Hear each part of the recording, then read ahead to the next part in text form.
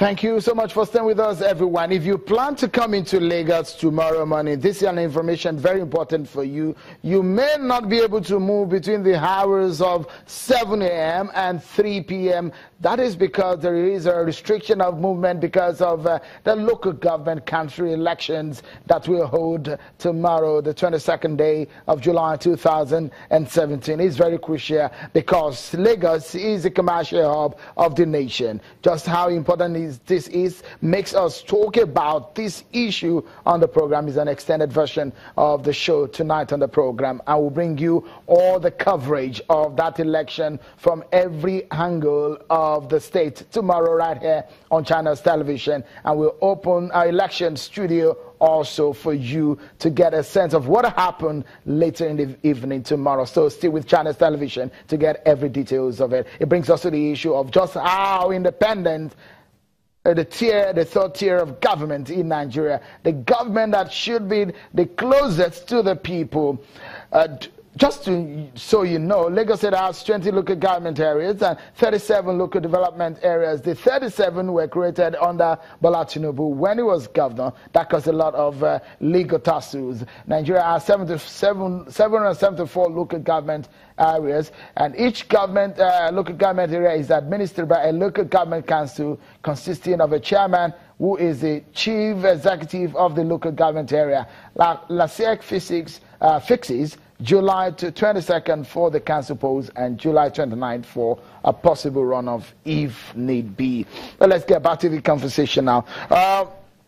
How independent are the local government areas in Nigeria? There's been a debate whether or not there should be full autonomy to the local government. Now there is the Paris Club reform going around. What do you make of the way and manner the local governments are being run? Governor Ambode in Lagos has asked that the constitution be amended in such a way that the states should be allowed to administer the local government area. What are your take on it? Well. I think one of the challenges we're having, especially, it's even good that it's coming at a time when we're discussing about restructuring. We should not compromise the autonomy of the local government. The reason why we have been having all the problems, the question of joint accounts, and why the state itself is virtually interested whatever happens at the local government is because the local government remains an appendage of the state. If we want to move forward, looking at the strategic position which the local government is, being the closest to the people, the local government must be autonomous. And if you see the discussion that is going on around with respect to the Constitution, this has been very clear. In the National Political Conference report of 2014 proposed autonomy of the local government. And all of that, even the current discussion, by the Senate and the House of Rep, is leading towards the need to have that autonomy of the local government. I think that will help us so that people don't have to go to the state, or the state don't have to have that kind of control. And that is why you see this contestation very high, because they know that it's about same between the local government and the state. So I think that the autonomy is something that we should not compromise as a country, and it's an issue of constitutional reform which we should push for so as to liberate the local government from the states. All right. If I go to Mr. Ezenwa Nwagu, ED Partners for Electoral Reforms in our Abuja studio, just in about a minute or so, because we need to round up our thoughts on the program. Do you think that the manner in which local governments are being run is adequate or is appropriate? If not, what is the best way you think the local government areas should be handled? Just if you round up your submission tonight on the program. The leadership recruitment process at the local government level is dictated by the folks that we want them to take their hands off the local government.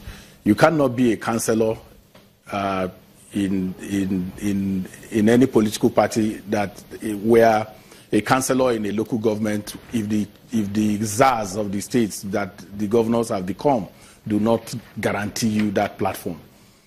So until we take away that stranglehold from the governors, until we demobilize them and make local governments truly democratic, where people can aspire to to run to be councillors. If you look at what happened in the APC primaries and the reason for which the State House of Assembly did that infamous amendment that they did, you will find out that it has to do with ensuring that it is those that the ruling party wants that eventually becomes the candidates. So essentially, except you truly democratize the local governments, whether autonomy what annoys me is the hypocrisy that dogs this conversation. The chap who has been governor, who comes back to Senate, is now talking about local government autonomy. While he was governor, he didn't do anything to ensure that even his own state had elections. Many of them who are today in Senate had caretakers throughout their tenures as governors. So it is a citizen action that will demand for autonomy within the local government, understanding its essence, its relevance for the life of the people. Okay, Mr. Samson Itodo, with about 30 seconds to give us your submission, is the local government and the issue of hashtag not too young to run, what are your fears about participation in local government politics? I thought the ongoing constitutional review process that citizens mobilize actively to get in, I'm not too young to run. Because when you entrench local government independence or autonomy within the constitution, you will have young people participate at the local level. And that's why the National Assembly votes next week on the constitutional amendments. Mm-hmm. And as citizens, we are going to march to the National Assembly on Tuesday to demand that the will of the people be respected as they vote. They need to vote based on good conscience, justice, and equity. And so citizens should march to the National Assembly on Tuesday from the Unity Fountain to the National Assembly, Tuesday, 25th of July, and hold their elected representatives accountable. Right. Let's go and demand the Constitution. We're having some bad connection there. Let's come to Lagos now. As we round up this conversation, Commissioner of Police, tomorrow is few hours from now. Any untidied end that you think is you're afraid of? Not at all now. As we all know, even the laws cannot be 100% adequate. There have been inadequacies, and the advice that we give is that knowing fully well that there will be inadequacies, violence is not the solution to those inadequacies. You have any number to call? We have the Joint Operations Room, which anybody can reach on 0806 329 9264. I'll repeat, 0806 329 9264. No short code. I mean, those long numbers, I mean, no 911. That is in addition to the emergency numbers. And of course, they can still take the opportunity of the Smart Police application of the Lagos State Police. They should just go to their telephone, go to Google Play Store and download Smart Police. All right. Anything can be reported through that.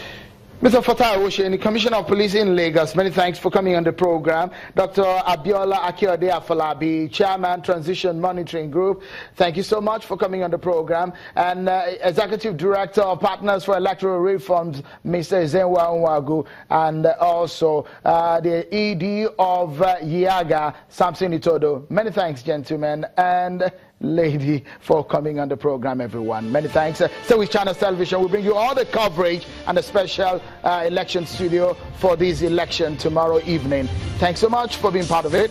I'm Sean Kimale. Bye for now.